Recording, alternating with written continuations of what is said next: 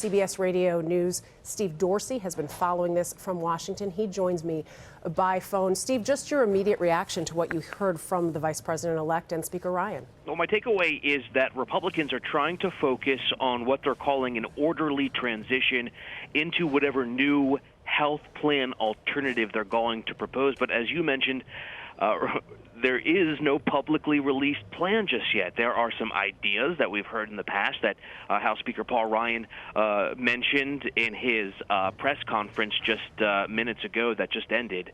But so far, this is going to be what Democrats especially are going to be attacking not only House and Senate Republicans on, but also the incoming Trump administration as they work on day one to repeal it without an alternative. Yeah, I was speaking with Molly Hooper earlier from the Hill, and she made note of the fact that it's interesting that President-elect Donald Trump would be using executive orders after being so critical of the Obama administration and those executive orders. Yeah, and he could be under fire for using those same tactics, of course, that he blasted the president for doing this unilaterally. That is a strategy Republicans also have joined Donald Trump in criticizing the president for. They obviously this has been a debate for years. Since the Affordable Care Act was enacted, Republicans were against it. They have tried to overturn it on numerous occasions. And as you said, we don't have a plan or any specifics.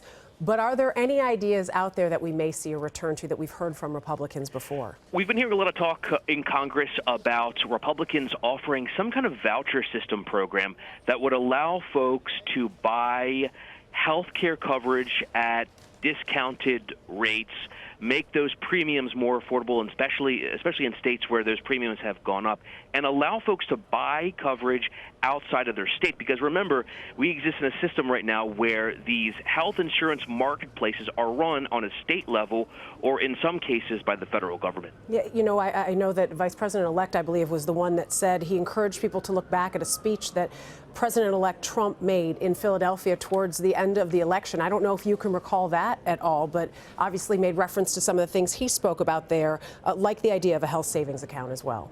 Yeah, they really want to give folks what they're calling more control over the price and the availability and the options of where they can purchase health care coverage. All right. Well, Steve Dorsey, I guess we have a lot of questions still remaining out there, despite hearing from the Republican leadership today the idea that they will repeal and then find something else to put in its place. We appreciate the time, Steve. Thank you. Thanks, Gina.